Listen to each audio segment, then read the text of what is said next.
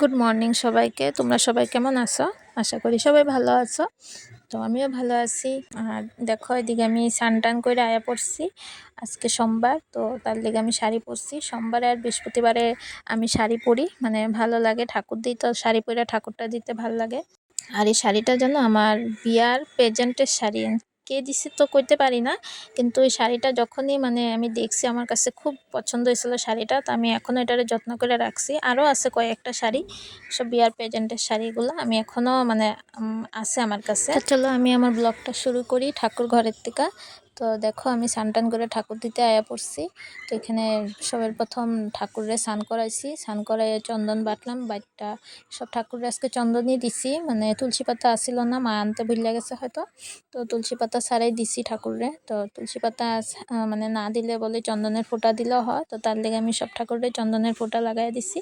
তো লাগাই এখানে মা দুব্বা আনছিল, অনেকগুলোই দুব্বা আনছিল। তো বাঁচতেছিলাম, তখন দেখো আমার ছোট্ট সিনু বাবাটা কাঁদতেছিল। তো আমি ওরে নিয়েই দুব্বা বাঁচতাছি, ওই আমার লগে লগে দুব্বা বাঁচতাছে। হয়তো আমার লগে সবসময় কাম করে, দেখোই তোমরা। তো দেখো কি সুন্দর দুব্বা বাচ্চা শেষ। আর আজকে না বাইরেও খুব বৃষ্টি হইতেছিল। তো ওরে যে বাইরে রাখুম ওয়ার্কারটার মধ্যে, মানে বাইরে বাইরে রাখলে যে খুব সুন্দর খেলে হয়। তো আজকে খুব বৃষ্টি হইতেছিল, তার লিগে আর বাইরে রাখি নাই। পরে মা আয়া ওরে নিয়ে গেছে। তো আমি দেখো এখানে শিব বাবারে পূজা দিয়া নিছি, বেলপাতা দুব্বা দিয়া ঘি মধু মানে যা যা ঘরে থাকে তা দেই। আর এদিকে প্রসাদের লিগা আম আর আঙ্গুর আসিল। তো ওই মানে আমটা কাটটা নিতেছি। আর জানো আমগো না আম গাছ আছে, কিন্তু এবার না গাছে হয়তো 4টা কি 5টাই আম ধরছে। অনেকগুলো আমের বইলে ছিল, কিন্তু মানে তুফান দিছিল, তুফানে সব পড়ে গেছে গা। এখন 4-5টাই আম ধরছে। আর এদিকে দেখো আমি ক্যামেরাটা লাগাইছি। আজকে ক্যামেরাটা আমার ফিটিংই ভালো করে হয়নি, আমার মুখ আদা উঠছে। আর আম কাটাটাই উঠছে পুরা। মানে একলা একলা সব কিছু করি, তো আর জলদি জলদি করি, মানে কখন শেষ করুম, মানে ভাবি ভিডিওগুলা কইরা কাজ কইরা মানে হুরস্থুল লাগে। দেখো এখানে আমার মুখই উঠে নেই, আমি আরতি করছি। দেখো এদিকে আমার ঠাকুর দেওয়া শেষ হয়ে গেছে গা। এখন আয়া পড়ছি রান্নাঘরে। আমার মানে সিনু বাবাটার খাওয়া বসায়নি, সব কিছু ভিজায় গেছিলাম, সবজিটাও কাটতে টাটতে গেছিলাম।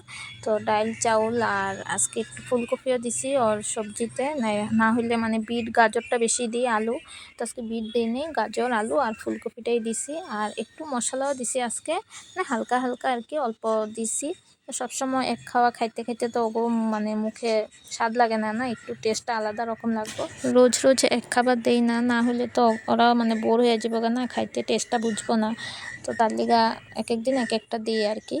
তো এখানে দেখো আমি ওর খাওয়াটাও বসায় দিছি, আরেক চুলা ভাতও বসায় দিছি। আমি এদিকে ঠাকুর দিতে দিতে তো মা অল্প রান্না কইরা নিছিল আর কি। তো আমার সিনুয়ে চিল্লাইতেছিল দেখা, তো মা আবার ওরে রাখছে। তো এই ফাঁকে আমি আরেক চুলায় ভাতটা বসায় দিছি, যে হয়ে যাবো গা। তো এদিকে দেখো মা ডাইলটা কালকের আসিল, গরম করে রাখছি।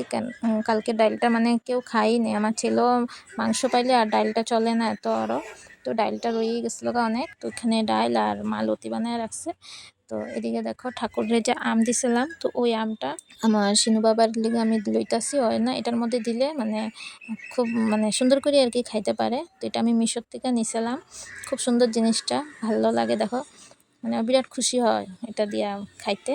মানে সব কিছু ফলই এটার মধ্যেই আমি দিয়া দিই, তো খাইতেও পারে, মানে ড্রেসে তো ভরে না। এদিকে আমিও খাই নিতেছি অল্প আম, কারণ আজকে সকালে আমি ভাত খাইনি।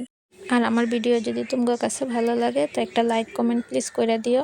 দেখো এখানে কি জোরে বাতাস দিতেছিল, এটা